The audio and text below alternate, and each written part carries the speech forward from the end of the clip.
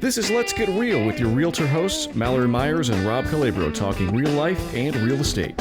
All right, from the Buckeye State to the Sunshine State, this is Let's Get Real. How are you doing, Mal? Hey, Rob, how are you? Doing awesome. Yeah. Friday that we're doing this, and it's about 20 degrees and sunny out here, so life is good.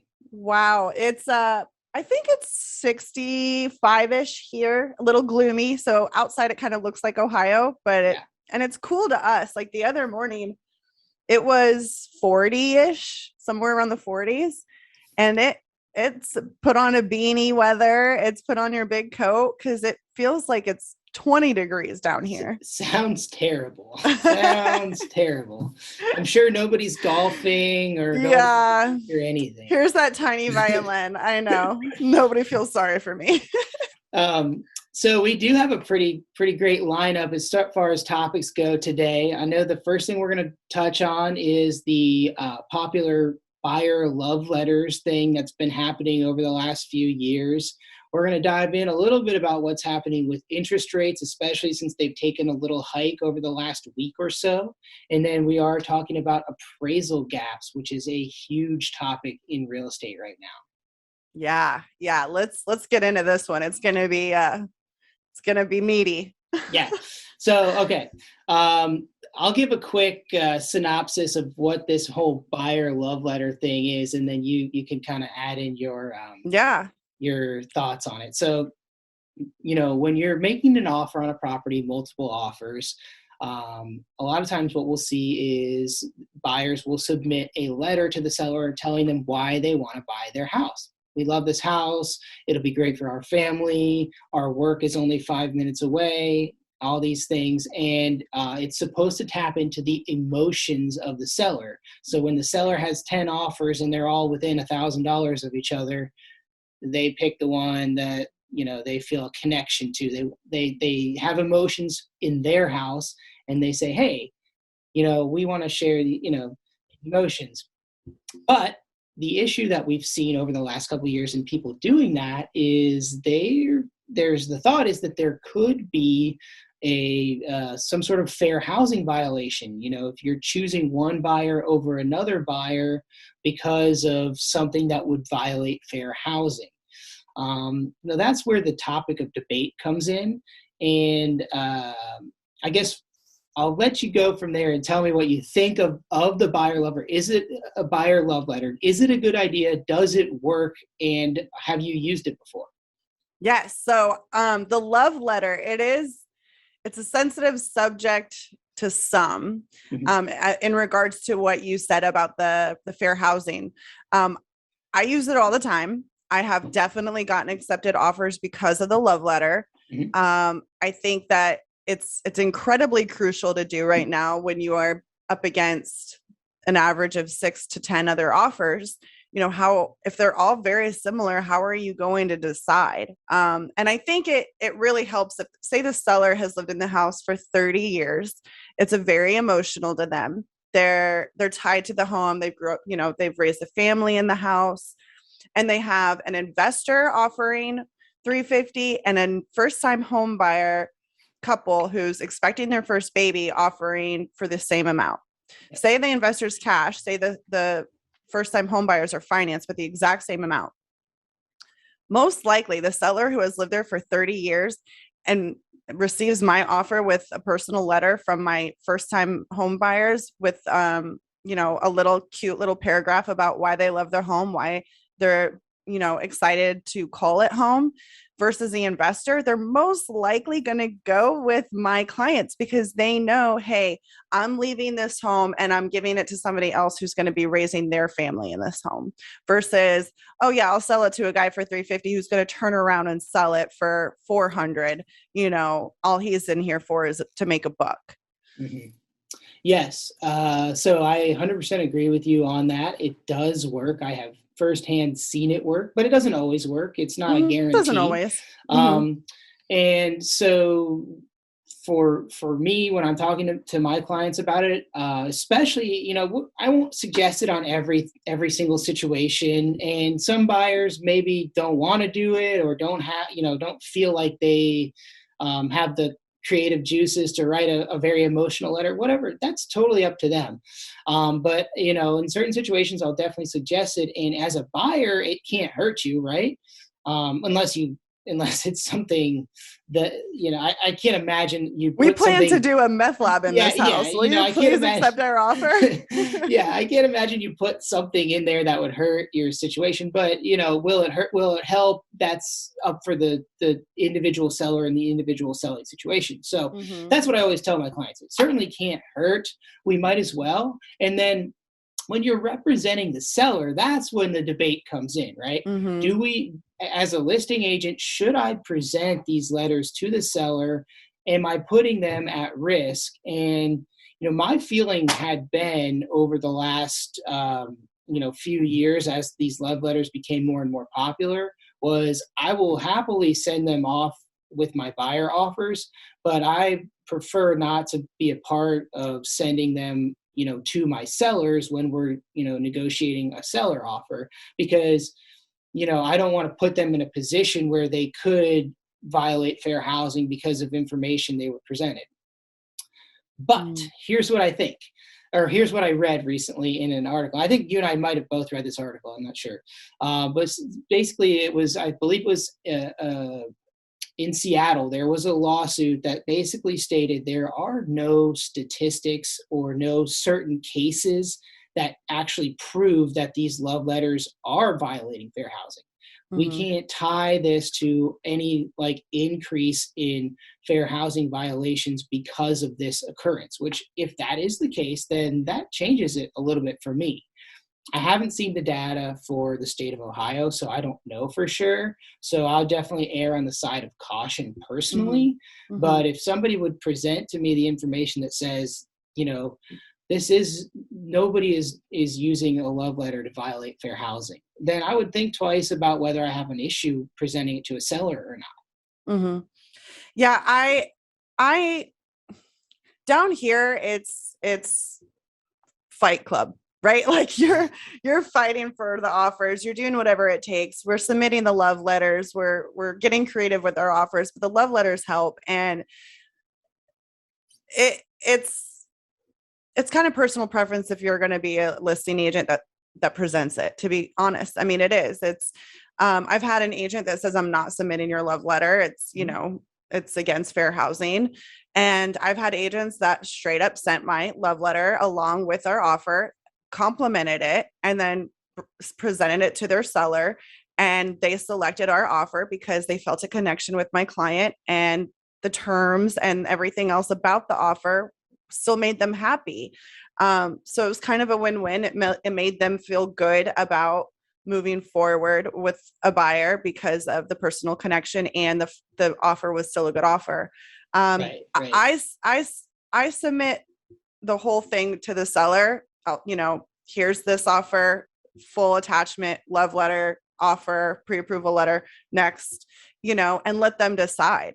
I'm not going to be the one that says, hey, this love letter was really nice and they seem like a really sweet family. It's a completely neutral line for us, but here's the offer, here's the packet, here's what it includes, and let me know what you think.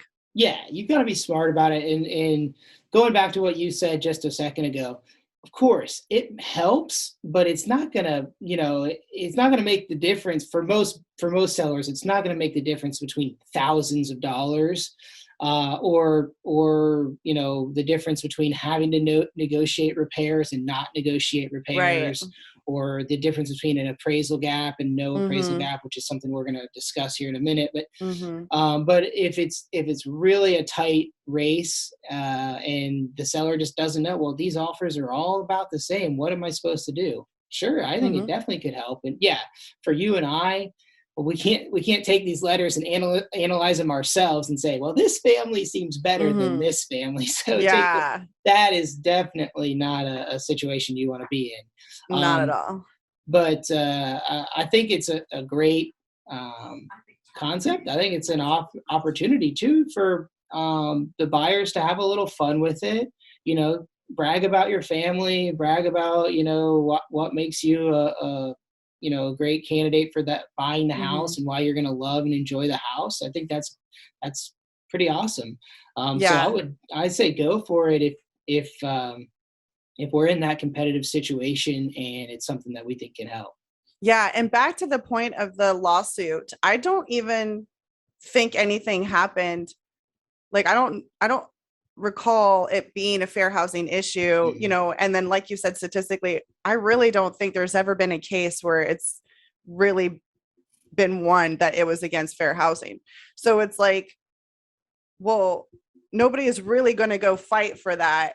And it hasn't been proven that it really is unethical and against fair housing to where we're all going to stop. I think it's always going to be something that people do to try shoot their shot with and see, hey, if this, maybe my offer is not that strong, but here's a love letter to go with it. Who knows? I don't know. But I think it's going to continue to happen. We're going to continue to see them until we see some real relief in the marketplace, right? Right? Yeah. Or just some maybe consequences from using them if it is a fair housing issue. So it's, I mean, it would be hard, I think, for in a real fair housing lawsuit. I think it would be hard to really, if it is a traditional love letter situation where, the seller's presented with a few of them and they select an offer, it'd probably be pretty challenging to prove that the real reason why they selected an offer was specifically to, in a fair housing violation. mm-hmm, Is it possible? Are you going down a path where that could happen? You are, mm-hmm. But it would probably be a challenging one to figure out for sure. Yeah, absolutely. All right. Well, let's talk interest rates a little bit, since we're talking multiple offers and we're talking crazy, wild real estate market. So this past week, the rates we've been hearing about this for, I want to say, since the end of the year there, and we've been hearing threats of rates going up. They're saying, hey, the 10-year Treasury is going to rise 3 times over the next 12 months or what have you. And so typically when that rises, that then follows the mortgage rates. So what we saw this week was mortgage rates jumped from right around 3.1 to 3.25 all the way up to somewhere in the range of 3.6 to 3.8%, almost 4%. Which that impacts the payment. It depends on how big your loan is. But what I've seen in the market is it could provide a small amount of relief for some buyers. It might take the competition in a certain price bracket down a little bit, because now those buyers that were really confident at 400 are now a little bit more confident at only 380 or something like that. I mean, that could have an effect. I think it's not going to be an effect that you're going to see very easily, because we're not talking about a huge jump. Mm-hmm. Have you noticed anything in your market? Yeah, so it's about the same. It's about 3.6 average right now. So that's definitely higher than what people were looking for last year. They're looking for under 3, maybe 3.25, whatever. So we're definitely getting a little bit closer to 4, which, like you said, definitely impacts the mortgage payment and could move somebody from a 400,000 price point to 380, 360 for what they're comfortable with. And I think that it's going to make a huge difference in the market that we're in, with people being able, not everybody is going to be able to flock to a $400,000 house anymore. Some might still be able to, but it might cut it down, 25%, because now they're recognizing that their mortgage payment is higher in that price point. So now we got to reevaluate our price points. So I'm seeing it here in the interest rate rising. But I haven't seen it yet in the slowdown of the multiple offers and the, attack on each home yet. Yeah. And I think you won't see it like as obviously. You might see it in the form of, we only have 5 offers now instead of 8 offers or something which like that. I love. I'm all about, if I only have to go against 4 others, perfect. And if that gives me more hope. Exactly. And if I'm a buyer in this market, I look at this and I say, this is great because it reduces my competition, maybe not by a lot, but at least by a little bit. And ultimately, if I'm getting a rate in the high threes, that's historically a really good rate still. I mean, Yes. I think we talked about this on a different episode, but I was at 4.875, and in early 2020 rates dropped below 4.0 or something, and we jumped and did a refi right like that. And I remember thinking, I don't know if rates are going to keep going down. Like, this is great. And I think a lot of people were in the same boat. If you remember 2020, just about everybody in the whole country refied if they had a mortgage, because it just didn't make sense not to. But I think anything in that 3 to 4 range is going to still be a solid rate. And at the end of the day, you're looking at what your payment is. You don't, the actual number, the digits on the rate, they don't really matter. What really matters is, how much do I have to pay monthly? How much do I have to put down on the property? And obviously the less interest you pay, the better. But, as long as you're comfortable with the payment, it doesn't change things. Right. And I think that is so big on making sure that you have a good lender, or that your buyer has a good lender that they can communicate with. Say they find a house, they're curious about what the payment is, get comfortable with that rate, but get comfortable with the mortgage payment. The payment is the most important thing. And I've had clients that have decided to go with different lenders like Quicken Loans and some other lenders because the interest rate was really, really low. But the risk that they're taking with going with those kinds of companies is huge, because you're missing out on real life people that live in your area that can really help you. Like my lenders in Tampa know many people, and it's very good to know and have somebody that is on your side, that's local, that works outside of business hours, that can help you. So you're not just getting like an interest rate, you're getting like the Ritz-Carlton service behind it. And you want to make sure that they'll close for you. And you want to make sure that they're helping navigate those monthly mortgage payments and what that means, and really helping guide you into, this is what I think my budget max is. Help me decide based on that, based on my rate, what's the price point I should be looking at? Not, hey, your max is 400,000. Have a good time. Like, yeah, I mean, so there's a level of personal customer service that's really important. That's kind of what you're talking about. And the other thing I would tell people is, when you're shopping interest rates, pay attention to the fine details, because a lender can very easily charge you points up front in the form of closing costs to get your rate lower. So if you get quoted a rate from a lender, and you go to the next lender and say, hey, this company quoted this rate, could you beat it?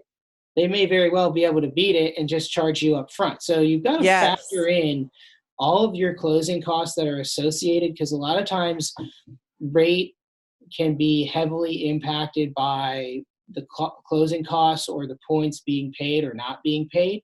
So, just pay attention to all the numbers. And I'll tell you, it can be difficult because they don't all charge the same closing costs for the same things.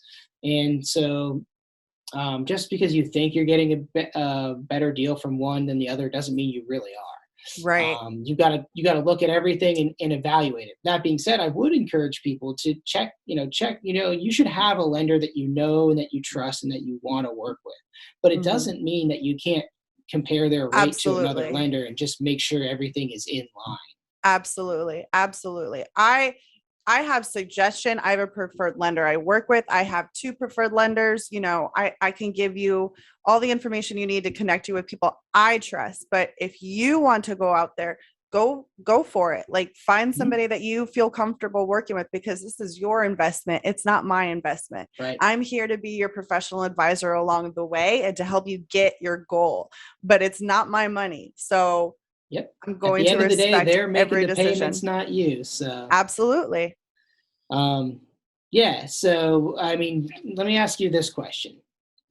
Going forward, if we see rates hang in this middle 3s to maybe low 4s, do you think that's going to have a major impact on the market where you are and just the market in general?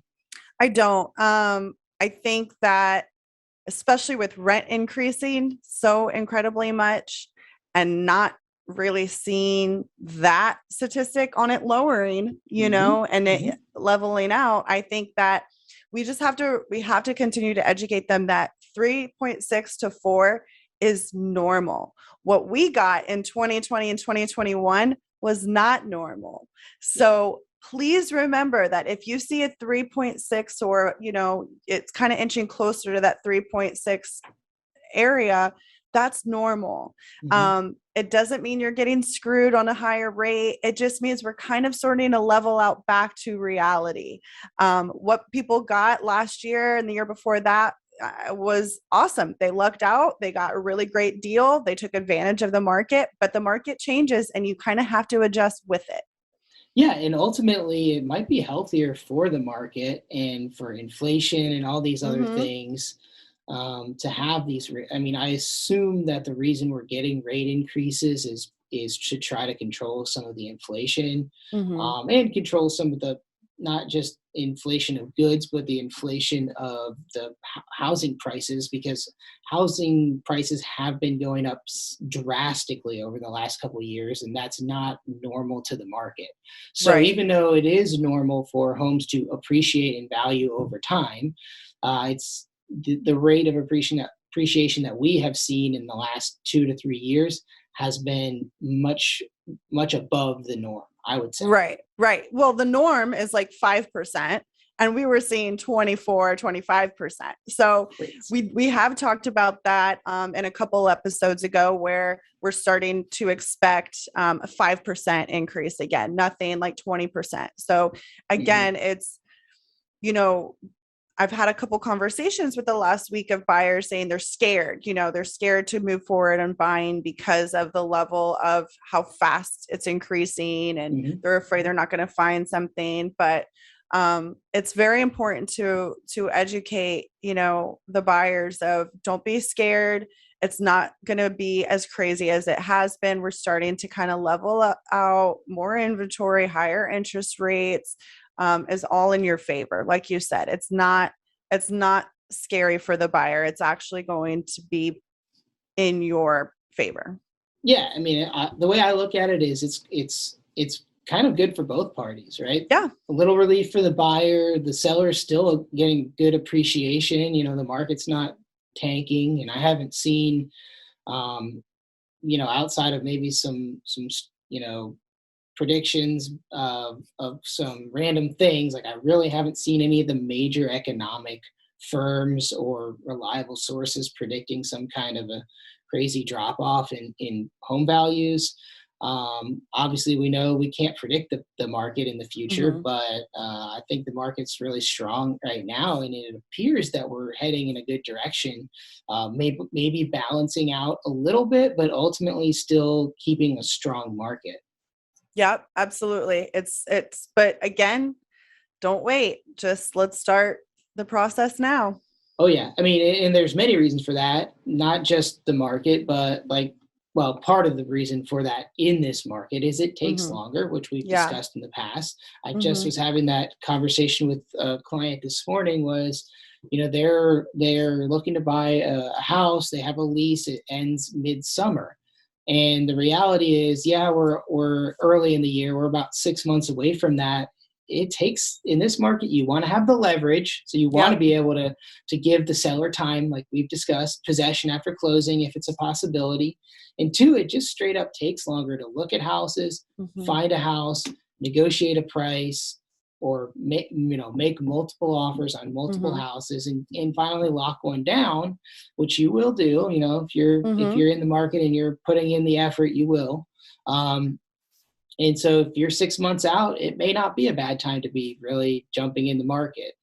Yeah, absolutely. And I think it kind of transitions, this conversation transitions well to our next topic about the appraisal gap, because you don't know what you don't know as a buyer, right? So like, you think I need to have $60,000 in savings. That's my down payment. Let's go find a house. Or maybe you only have $10,000 in savings. That's my down payment. Let's go find a house.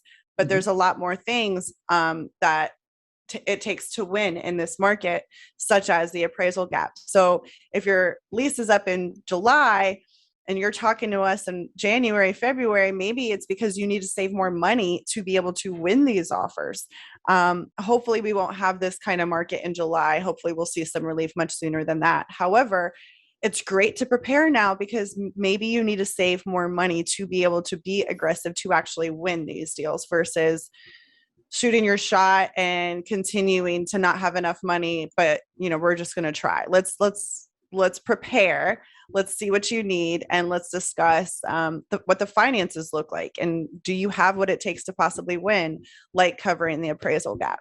So all right, we're on appraisal gap. Let's jump into it. Let's go for it. So should I just give a quick snapshot explanation of what the appraisal itself is? And then we can discuss okay. So for buyers out there or anybody out there who's not familiar, the bank is going to if you're getting a bank loan, if you're not paying cash, then the bank needs an appraisal report to help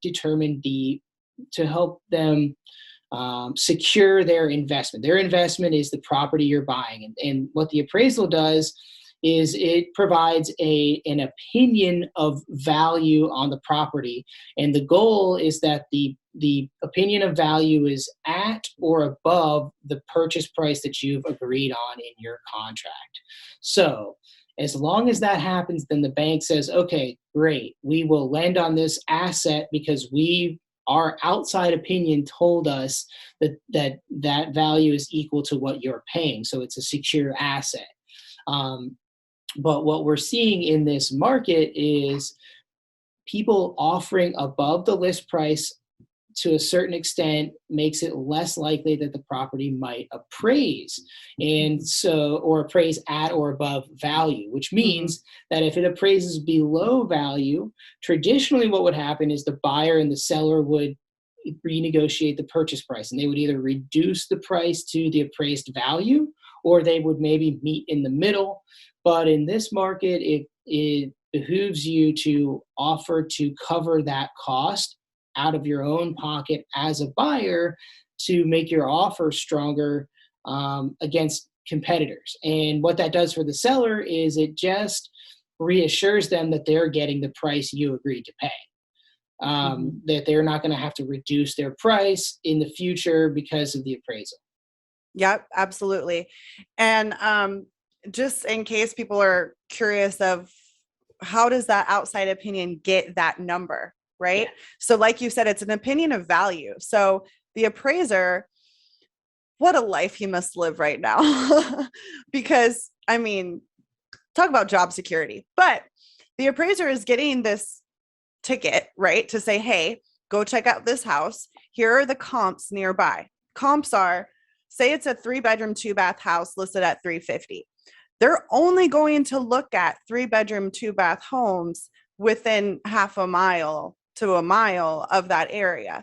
They're going to look at how old is the roof, how old, what's the condition of the home, and is that listing at $350 comparable to what has sold just like it in that area.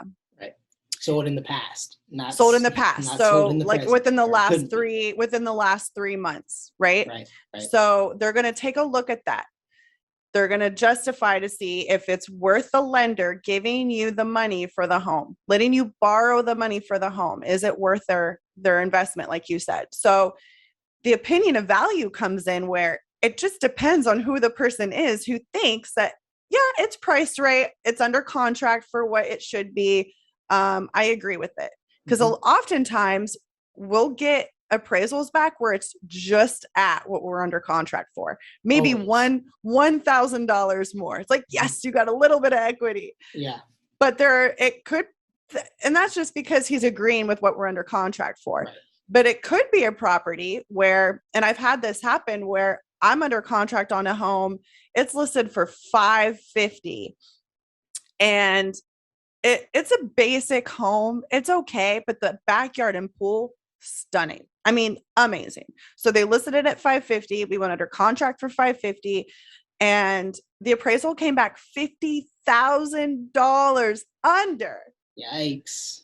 And it could be because the person thought, this is way too much money for this house. Or, they really truly looked at the comps and believed. It's an opinion depending on who is doing it. All that to say, we had to renegotiate. We had to refigure out where can we meet in the middle. Mm-hmm. At this point, if you're getting an appraisal, it's basically 1.5 weeks before the closing. That's how far down we are in the process. It's maybe two weeks, probably tops, before closing, which means seller has most likely already figured out their plan. They don't want to put the house back on the market at this time. They want to know that this deal is going to close, and they'll do anything to make it work, most oftentimes. Right. But the reason why the appraisal gap is handy at the beginning with your offer is because you're already agreeing that regardless of what the appraisal comes back at, regardless if it's 10K under, 25K under, we agreed to put up X amount of money above that. It might not be 50K. It might be 5, 10, 15K, but I'm going to let you know in the beginning that if it comes in lower, I'm willing to pay up to a certain amount, not to exceed what we're under contract for, to make this deal work. That way, when we're at the appraisal and we get it in, we already have an agreement. This is already what we're doing. We shouldn't have to renegotiate much. I mean, sorry that, it wasn't maybe what you want, but we've already negotiated this, and this is why we're doing it. Yeah. So all good points and all true. There's a couple things that I would add to. Well, yeah, absolutely. So yeah, I mean, this topic is a pretty in-depth topic. We could go on for a long time, but yeah. So the appraiser's opinion of value, as you said, based on comps, it should also take into account market factors like a rising market, which if they're doing their job correctly, part of that report talks about outside market factors. But some of it is opinion based on the condition of the property. Okay, how much are you going to value a finished basement space? We have that in Columbus. You don't have that in Florida. But how much are you valuing that pool or that lanai area? Or how much are you putting a value on the remodeled kitchen of this home versus the remodeled kitchen of this comp? In our opinion, it wasn't as nice or wasn't done in the same facet. So that's where we can get into some discrepancies, of the price and what can occur. So when you're trying to evaluate this, before putting in the offer, you can do the best you can to think about what it's going to appraise at. But there is always a chance that the appraiser disagrees on your reasoning, and there's, I guess this is probably the next section of what we're going to talk about, but is what happens in the event that we have a disagreement and how we can handle that. But what I was going to say before that is this, depending on the individual appraiser, sometimes we get somebody that knows that area and it's perfect. But there are times, and I've had this happen even on my own personal properties that I purchased. Now, the best way is to provide the appraiser comps ahead of time, which I'm sure you do too.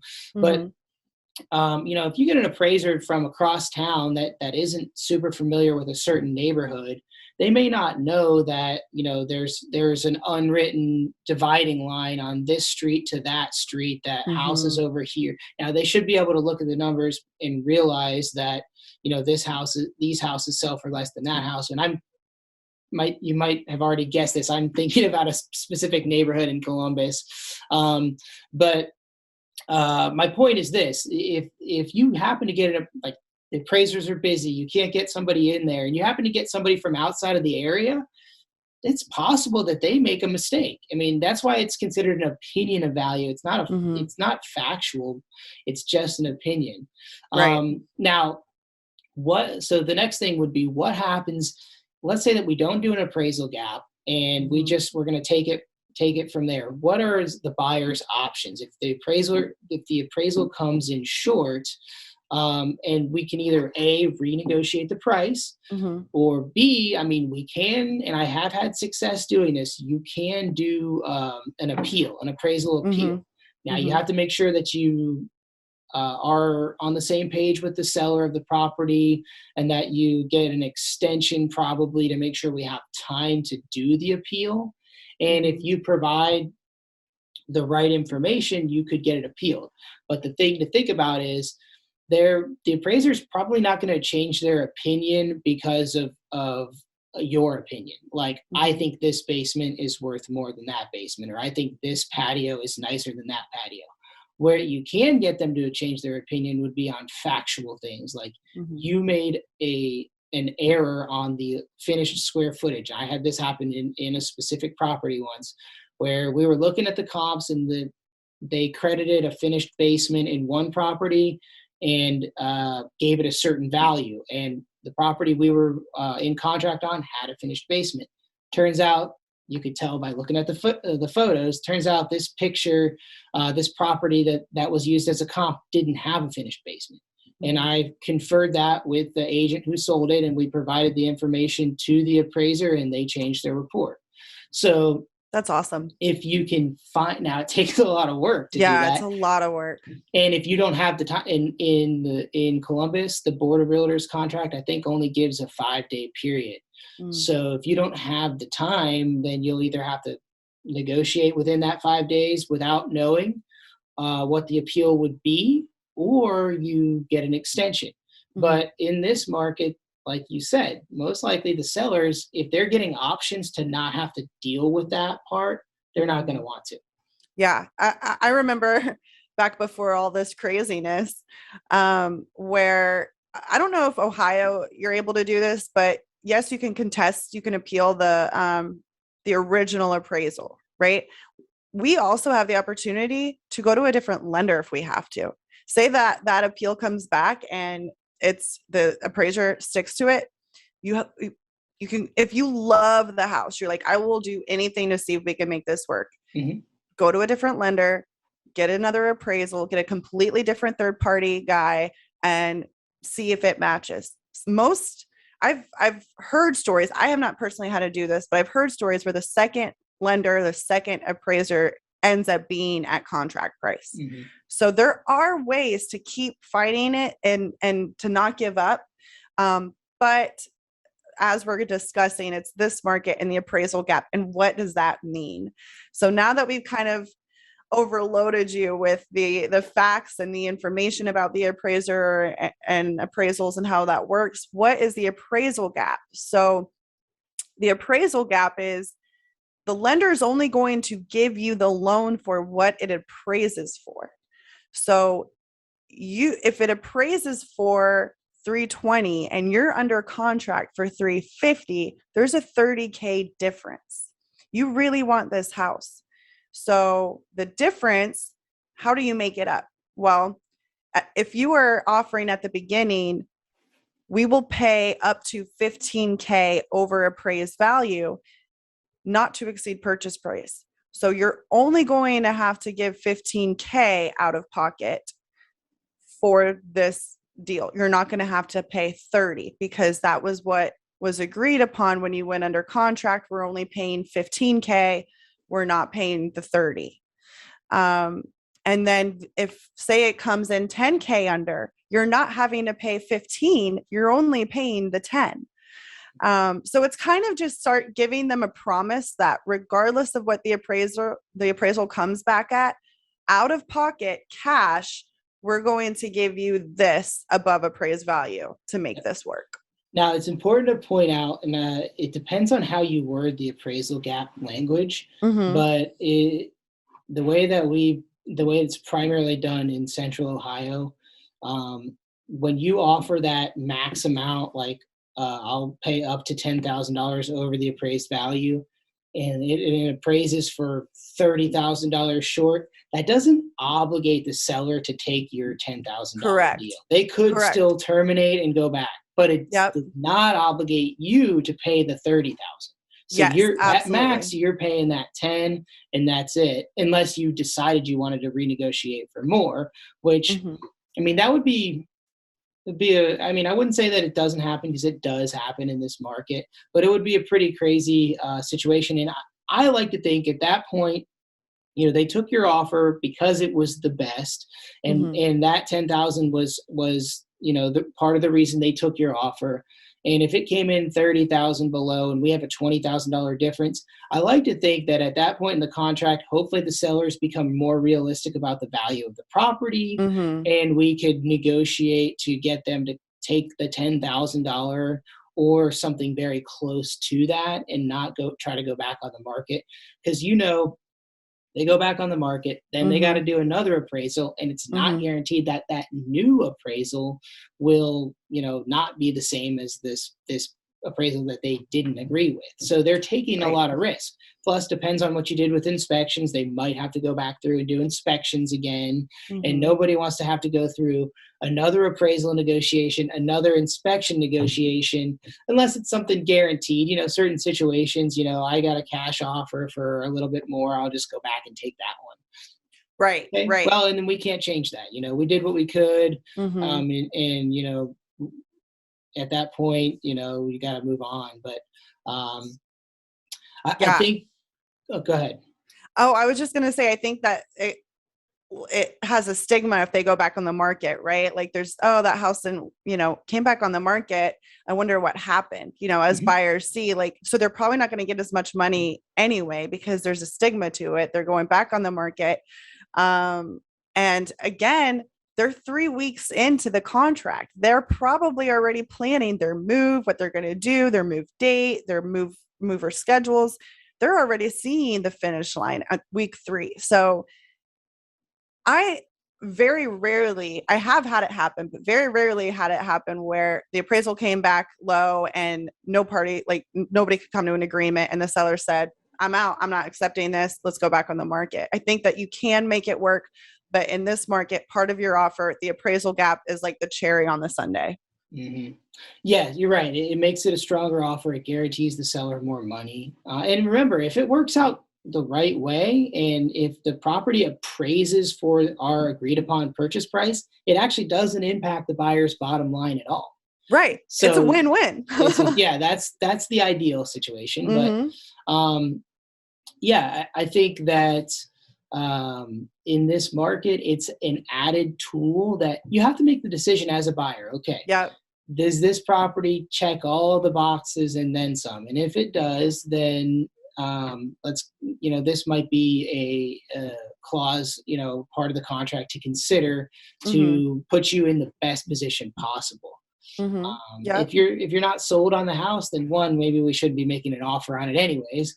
But that would be something to reconsider as to whether you would do that or not. And what's the condition? How much money are you investing in it? These are all things that buyers going to have to look at their own finances and say, what am I comfortable with? And it's not good or bad. It's just a matter of here's where I stand with it. Yep, absolutely. It's your money.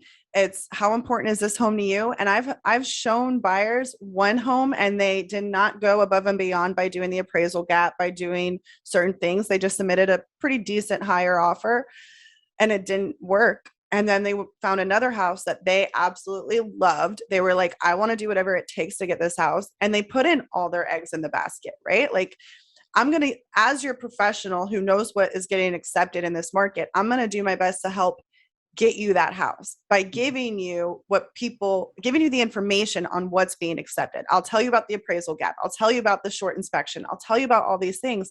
It's up to you as a buyer what you want to do.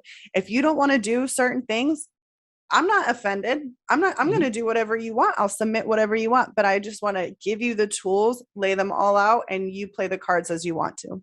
Perfectly put. Yeah, I agree with you. If I didn't show you that this is something that buyers are doing in contracts to make their offer more competitive, then I put you at a disadvantage. But I'm only giving you that as an option. I'm not telling you this is what has to happen. I just want you to have all the information necessary to be able to proceed forward with making an offer and, eventually making a purchase. The same thing goes with things like inspections and repair negotiations and things like that, where we have to be able to you have to get the information from the inspector. We have to be able to provide our knowledge if that is something that the buyer is counting on us for. But ultimately, you have to make the decision of what your comfort level is. Mm-hmm. Yeah, absolutely. Absolutely. And the whole point of us doing this podcast and doing the video series and talking about these things is to help you. And I know I'm still learning. So I'm not saying I'm totally experienced or professional, but who you hire matters, because maybe your agent doesn't know all these things, and maybe that's, going to hurt you as a buyer or a seller. So we just really want to educate and encourage and give you hope and give you ideas, no matter where you are listening from, because this market is tough and we know it, both from Columbus and in Tampa. Mm-hmm. And we're dealing with the same issues that you might be in Montana, so yeah. we just want to help you. Right. And also it's fun. I mean, these are all topics though that, like, I feel like even if you aren't currently buying a house, like, it's okay, maybe I'm different than everybody else. No, you're not. My group chats, yeah. Yep. My friends are constantly sharing Zillow things and even looking at houses when they just bought a house. I'm like, what are you doing swiping on Zillow? You have Sounds like my wife. Constantly looking at houses that we aren't going to buy. So. Yeah. And I always, it's funny. I always tell her, like, hey, why don't you transition instead of looking for these like houses in our neighborhood that you want? Why don't you move over and start looking for some duplexes or something that we actually might buy? Makes money. Yeah. Oh man. That's what happens in your 30s. The stuff that you look for definitely changes. Yeah, 100%. So that is, I like this appraisal conversation that we just had, and I feel like honestly we could probably go on longer, but we're not going to. Not today, guys. But we will probably revisit, I would think, because that comes up a lot in this market. Yeah. Explaining appraisals and I mean maybe in a different episode we can get into some more like fun examples of like scenarios that have occurred, that good, bad, or just knowledgeable experiences. Oh yeah, it's like the Wild West out here, the good, the bad, and the ugly. Yeah. We'll talk about it all. All right, awesome. Well, this has been a great show, and we will catch everybody on the next episode. Yeah, take care, y'all.